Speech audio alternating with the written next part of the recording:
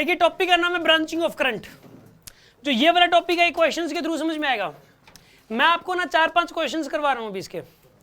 ये जो 4-5 क्वेश्चंस अगर आपको समझ में आ गए तो ये समझ लो टॉपिक कवर हो गया। ये डीपीपी के अंदर भी दे रखे पहले 5-6 क्वेश्चंस, आप डीपीपी वाले 5-6 क्वेश्चंस कर लो पहले, या फिर ये समझ लो किसी बच्चे ने अगर ये लेक्चर कल कंप्लीट समझ में आ जाएगा, अगर उसको ये डीपीपी आती है तो मैं डीपीपी वाले क्वेश्चंस ही करवा रहा हूँ इस लेक्चर के अंदर, ठीक है ना। तो क्वेश्चन नंबर 1 से शुरू कर रहे हैं। इस क्वेश्चन में क्या दे रखा आपको कि दो रेजिस्टेंस पैरेलल में जुड़े हैं 1 ओम एंड 2 ओम, और ये मेन ब्रांच है। ये वाला करंट ऐसे जाएगा, 2 पार्ट्स में डिवाइड होगा, फिर इसमें चला जाएगा। आपको ये बताना है कि यहाँ से ऊपर से कितना करंट जाएगा और नीचे से कितना करंट जाएगा इसमें, ठीक है ना। इसमें 30 एम्पियर गया तो ऊपर से कितना जाएगा और नीचे से, क्योंकि बाद में मिलना तो एक ही पॉइंट पर है, यहाँ पे फाइनली 30 एम्पियर ही हो जाना है। मेन बात ये कि ऊपर से कितना जाएगा और नीचे से कितना जाएगा, ये क्वेश्चन है।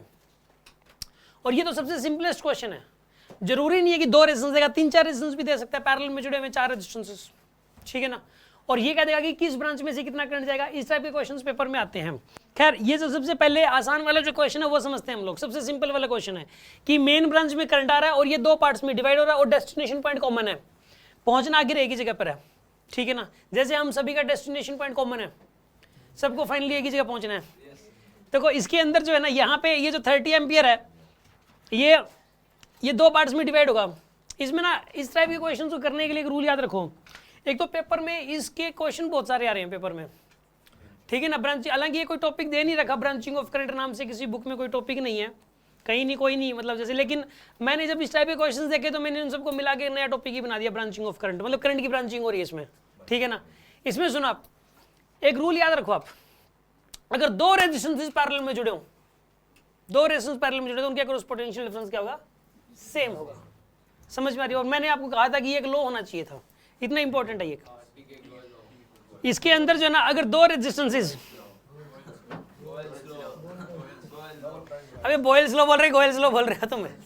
2 रेजिस्टेंस, सुन लो ध्यान से, ये जो लो है ना यार, कितनी काम की आप सोच नहीं सकते, ठीक है। 2 रेजिस्टेंस पैरेलल में जुड़े तो उनके अक्रॉस पोटेंशियल डिफरेंस क्या होना चाहिए, सेम। करंट एक बात बताओ, कुछ इस तरीके से जाएगा, कुछ इस तरीके से जाएगा कि पोटेंशियल डिफरेंस इसके अक्रॉस सेम हो जाए। कोई बच्चा सोचता है सर बराबर बराबर डिवाइड कर देते हैं, 15 एम्पियर 15 एम्पियर। अगर 15-15 डिवाइड कर दोगे करंट को तो वो लो खत्म हो जाएगा। फिर देखो 15 ऊपर गया तो ये 15 वोल्ट और इसके अक्रॉस हो जाएगा 30 वोल्ट। बात नहीं बनी, मतलब आधा आधा तो नहीं जाने वाला इसमें, ठीक है। 15-15 तो नहीं जाने वाला यार। एक सोचने वाली बात है, ये वाले ऑप्शन तो आ भी नहीं सकते यार। टोटली 30 नहीं बन रहा, टोटल तो 30 बनना चाहिए ना यार। ये 12 और ये भी 12, मतलब ये तो हो ही नहीं सकते दोनों।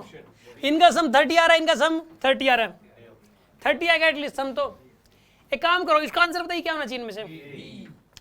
यहाँ पे अगर ऑप्शन से रखे तो बता ही दोगे आप, क्योंकि ना ऊपर वाले में से 10 और नीचे वाले में से 20 भेजोगे तो भी पोटेंशियल डिफरेंस सेम नहीं होगा।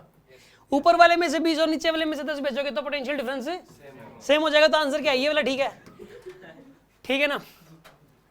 कर लोगे ना आप इस तरीके से। लेकिन अब आप ये कहोगे सर ये तो चलो ठीक है, हमने ऑप्शन से मैच करवा दिया उस रूल के अकॉर्डिंग। 4-4 रेजिस्टेंस आ गए तो ऐसे भी क्वेश्चंस करेंगे हम लोग। पहले तो आप एक और क्वेश्चन में करवा रहा हूँ ऐसा, आप बताना एक बार उस क्वेश्चन को करके, ठीक है। क्वेश्चन नंबर 2 करके दिखा दो आप एक इसी का। Question number 2।